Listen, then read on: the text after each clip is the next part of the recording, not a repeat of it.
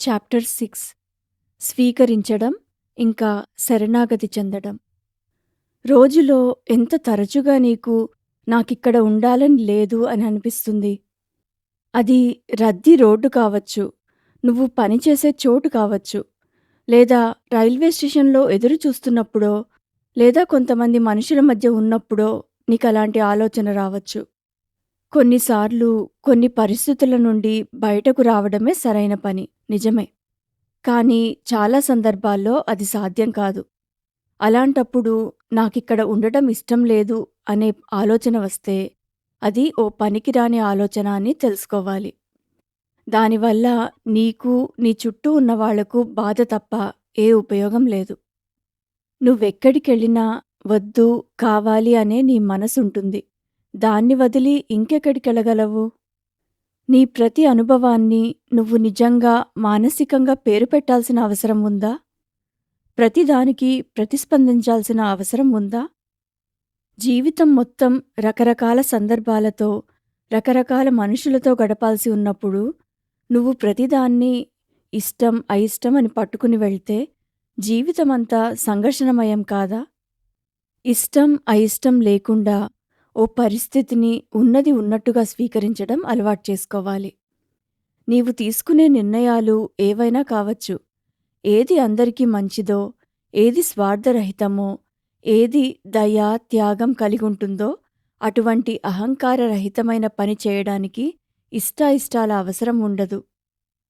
ప్రతిస్పందించడం లేదా అలవాటుగా మారిన వద్దు అనేది అహాన్ని బలపరుస్తుంది. సరే అని అన్నప్పుడు అది అహాన్ని నిర్వీర్యం చేస్తుంది. శరణాగతి చెందినప్పుడు అహంకారం నిలవలేదు. నేను చాలా చేయాల్సి ఉంది అని నువ్వనొచ్చు. కానీ నీ పని యొక్క నాణ్యత ఎలా ఉంది? ఇతరులతో మాట్లాడుతున్నప్పుడు, నీ రోజువారీ జీవితంలో లెక్కలేనన్ని విషయాలతో వ్యవహరిస్తున్నప్పుడు ఎంత సంపూర్ణంగా ఉన్నావు? శరణాగతితో పనులు చేస్తున్నావా? లేక అహంకారంతో పనులు చేస్తున్నావా? నీ మనసు యొక్క నాణ్యతే జీవితంలో నీ గెలుపును నిర్ణయిస్తుంది. అంతేకాని నువ్వు ఎంత కష్టపడ్డావు అన్నది కాదు. శరణాగతి చెందిన మనసు అంటే ఉన్నది ఉన్నట్టుగా స్వీకరించే మనసు నిశ్చింతగా ఉండటం వల్ల అది ఎక్కువ సాధించగలుగుతుంది. ఇష్ట అయిష్టాలతో, చింతల్లో, చికాకుల్లో ఉండే మనసు ఏం సాధించగలదు? ఎప్పుడైతే నువ్వు మార్చలేని పరిస్థితిని స్వీకరిస్తావో, అది నిన్ను నీ ఉనికి యొక్క లోతుల్లోకి తీసుకువెళ్తుంది. నీ లోపలి స్థితి ఇది మంచిది, ఇది చెడ్డది అని మనసు తెచ్చే తీర్పులపై ఏమాత్రం ఆధారపడదు. ఈ క్షణాన్ని ఉన్నది ఉన్నట్టుగా స్వీకరించినప్పుడు నువ్వు నీ లోతుల్లో ఉన్న ప్రశాంతతను, ఒక విశాలతను గ్రహించగలుగుతావు. ఎండ ఉన్నప్పుడు నువ్వు ఆనందించొచ్చు. వర్షం వచ్చినప్పుడు బాధపడొచ్చు. లాటరీ గెలుచుకున్నప్పుడు నువ్వు ఆనందించొచ్చు. ఆస్తి పోయినప్పుడు నువ్వు బాధపడొచ్చు. నీ ఆనందం కానీ, బాధ కానీ ఇక నీ లోతుల్లోకి చేరలేవు. అవి చైతన్యంపై ఆడుతున్న అలలు మాత్రమే. బయట ఎటువంటి పరిస్థితి ఉన్నా, నీలో నేపథ్యంగా ఉన్న శాంతి చెక్కుచెదరదు. మనస్సులో ఆలోచనలు, భావాలు మాటిమాటికి ఊగిసలాడుతుంటాయి. నువ్వు మార్చలేని దాన్ని మనస్ఫూర్తిగా స్వీకరించినప్పుడు సాక్షి స్థితిని తాకగలుగుతావు. నువ్వు అనుభవాల యొక్క అనిత్యత గ్రహించినప్పుడు, ఇంకా ప్రపంచం నీకు శాశ్వతంగా నిలిచేది గాని, విలువైనది గాని ఇవ్వలేదు అని అర్థమైనప్పుడు శరణాగతి తేలికవుతుంది.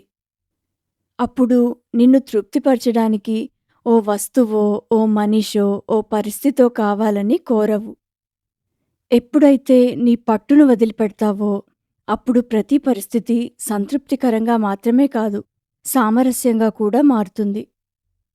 ఈ క్షణాన్ని పూర్తిగా స్వీకరించినప్పుడు ఆలోచనల యొక్క అవసరం తగ్గుతుంది. దాని స్థానంలో నిశ్చలత చోటు చేసుకుంటుంది. నువ్వు పూర్తి స్పృహలో ఉన్నావు. అయినా నీ మనసు ఈ క్షణానికి ఎటువంటి పేరు పెట్టడం లేదు. ఇటువంటి అంతర వ్యతిరేకత లేని స్థితి నిన్ను నిర్వికార చైతన్యానికి దగ్గర చేస్తుంది. అది నీ ద్వారా వ్యక్తమవుతోంది. నీ లోపల ఇంకా నీ బయట. అందుకే లోపలి వ్యతిరేకతను తొలగించుకున్నప్పుడు బయటి పరిస్థితులు నీకు అనుకూలిస్తాయి.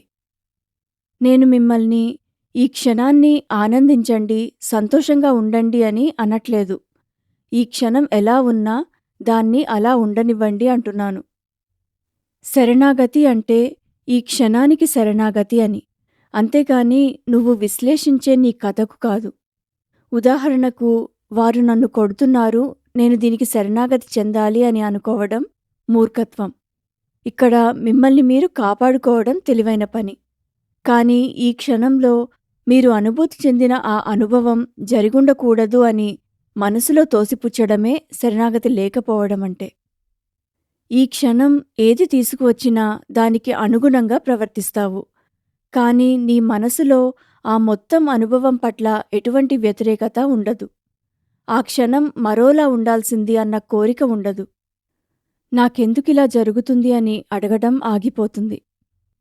కొందరి జీవితం తమకు, ఇతరులకు దుఃఖాన్ని కలిగించేదిగా ఉంటుంది. అటువంటి వారిని క్షమించండి. ఎందుకంటే వారు కూడా మానవాళి యొక్క మేల్కొలుపులో భాగమే. వారు అహంకారం అనే పీడకలను తీవ్రతరం చేసేందుకు ప్రాతినిధ్యం వహిస్తారు. దానికి తగ్గ పరిహారము చెల్లిస్తారు. ఇందులో ఏది వ్యక్తిగతం కాదు. శరణాగతి అంటే అంతరంగ మార్పు. వ్యతిరేకించడం నుండి స్వీకరించడం వైపుకు రావడం.